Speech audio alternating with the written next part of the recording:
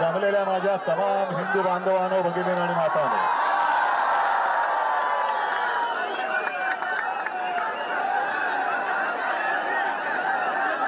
याच एका वाक्याने हिंदू हृदय सम्राट शिवसेना प्रमुखांनी देशातल्या तमाम हिंदूंना जागं केलं होतं आणि विखुरलेल्या हिंदूंना एकवटवलं होतं. आजही तो क्षण आपल्या डोळ्यासमोर आहे. आपण कट्टर कडवट देशाभिमानी हिंदू आहोत. आम्ही हिंदू भोळे आहोत, भाबडे आहोत, पण मूर्ख नाही आहोत.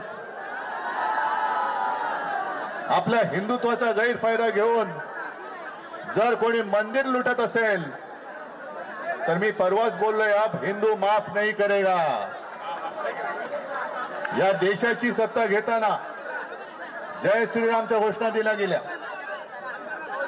राम मंदिर वही बनाएंगे. पण तेव्हा शिवसैनिकांनी जेवढं काम केलं, मला नाही वाटत दुसऱ्या कोणत्याही पक्षाच्या कार्यकर्त्यांनी ते केलं असेल. मग शिलापूजन असेल तर शिलापूजन केलं, रथयात्रा असेल तर रथयात्रेत सामील झाले, कार सेवा असेल तर अयोध्येत जाऊन कार सेवा सुद्धा केली. अनेक कारसेवकांनी रक्त सांडलं, अनेकांचे जीव गेले. आणि त्याच्यानंतर जे घडलं, जे मुंबई शहराने भोगलं, असं क्वचित एखाद्या शहराने भोगलं असेल. बॉम्बस्फोट झाले, दंगली झाल्या, आणि तेव्हा फक्त एकच देशातलं एकच मर्द उभा राहिला होता हिंदूंच्या पाठी, तो म्हणजे हिंदू हृदय सम्राट शिवसेना प्रमुख माननीय बाळासाहेब ठाकरे. हिंदू भयग्रस्त होता, हिंदू आक्रमित होता, आधार शोधत होता. आणि त्यावेळेला हा शिवसेनेचा भगवा शिवसेना प्रमुखांनी हिंदूंच्या हातात दिला. गैरफायदा घेतला गेला. नको ती लोक सत्ता भोगतायत आणि हिंदू आजही भरडला जातोय. 12 वर्ष होऊन गेली. आज ज्यासाठी आपण मेहनत केली होती ती व्यक्ती पंतप्रधानपदी बसली आणि बसल्यानंतर कट्टर कडवट हिंदुत्ववादी शिवसेनेला नष्ट करण्यासाठी जणू काही अफजल खानी विडा त्यांनी उचलला. काय उचलला? कारण हिंदुत्वाचा गैरफायदा घ्यायचा होता. हिंदुत्वाचा गैरफायदा घेताना फक्त एकच शिवसैनिक असा आहे, एकच शिवसेना देशात अशी आहे की समोर उभी राहून निधड्या छातीने त्यांना प्रश्न विचारू शकेल. काय वातावरण होतं? अयोध्या तो झाकी है, काशी मथुरा बाकी है. आता मला भीती वाटायला लागली, जर ही अयोध्याची झाकी असेल तर काशी मथुरा किती लुटतील. आणि 12 वर्षामध्ये आपलं भगव्याचं सरकार तिकडे आलं असं आम्हाला वाटत होतं, आपल्याला वाटत होतं. हक्काचं सरकार आलं. अटलजी जे बोलले होते, अब हिंदू मार नहीं खाएगा लेकिन हिंदू को लुटने वाली सरकार वहां बैठी है. हे दुर्भाग्य आहे आपलं, हे दुर्भाग्य आहे. आणि हे आरोप मी नाही करत आहे, हे आरोप आता अनेक जण बोलायला लागलेले आहेत. पहिली सुरुवात आपल्याला लक्षात असेल, शंकराचार्यांनी गेल्या 1-2 वर्षापूर्वी केली की केदारनाथ मंदिर, केदारनाथ आहे तिथलं जवळपास कित्येक किलो सोनंही लुटलं गेलं.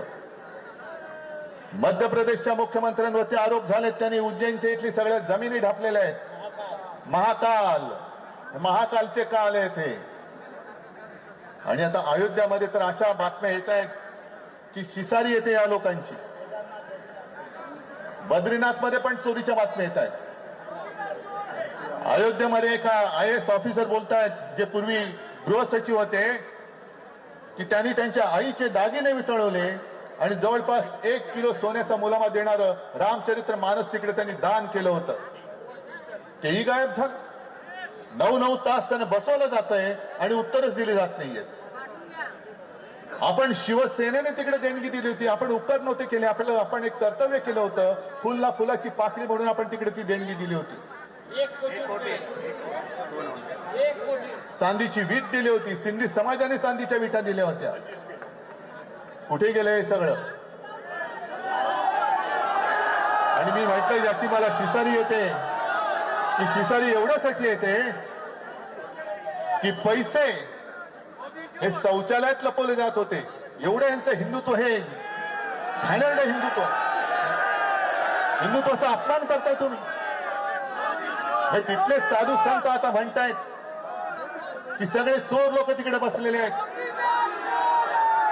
आणि एका साधू संतांपैकी एकाचं वाक्य असं आहे कि हम जब मंदिर में दर्शन के लिए जाते हैं तो हमारी लंगोटी भी चेक की जाती है.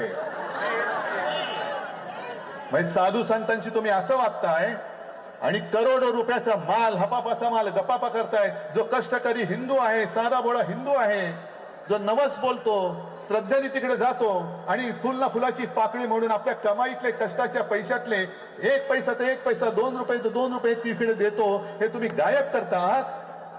लाज वाटली पाहिजे या लोकांना हिंदू म्हणून घ्यायची. म्हणून मी आज तो परत नारा बुलंद करतोय. जेव्हा हिंदू भीतीग्रस्त होता आणि कोणालाही हिंमत होत नव्हती की हिंदू, मी हिंदू आहे बोलायची, तेव्हा शिवसेना प्रमुख गरजले होते, गर्व से कहो हम हिंदू है. ते हिंदू तुम्हाला आज पुन्हा जागा करायचंय. हा हिंदू हा काही वेडा नाहीये. पावसात चिंब भिजून सुद्धा राम रक्षा म्हणतोय, मारुती स्तोत्र म्हणतोय, हनुमान चालीसा म्हणतोय. कशासाठी म्हणतोय? काय घरी वेळ जात नाही म्हणून म्हणतोय? ही पावसात पेटलेली ठिणगी आहे.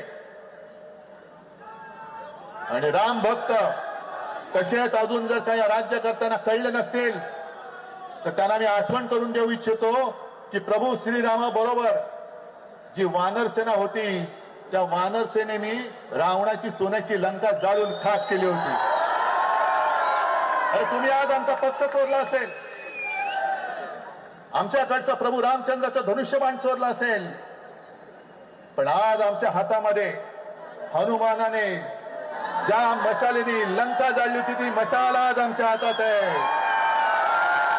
तुमच्या अन्यायाची लंका आणि जाळून खाक केल्याशिवाय राहणार नाही. आणि जे तथाकथित भोंदू हिंदू रक्षक आहेत हे आपल्यावरती टीका करतायत. त्यांना मी सांगू इच्छितो की अरे जर तुमच्या धमन्यांमध्ये अस्सल हिंदूंचं रक्त असेल तर आमच्या सोबत राम रक्षा करण्यासाठी रस्त्यावरती या. रामाची रक्षा करायची आहे. मित्रांनो, हे होते उद्धव बाळासाहेब ठाकरे. उद्धव बाळासाहेब ठाकरे यांनी सर्व हिंदू बांधवांना महत्त्वाचा संदेश दिलेला आहे. त्यांनी सांगितलेलं आहे कशा प्रकारे सरकार मंदिरे लुटत आहे.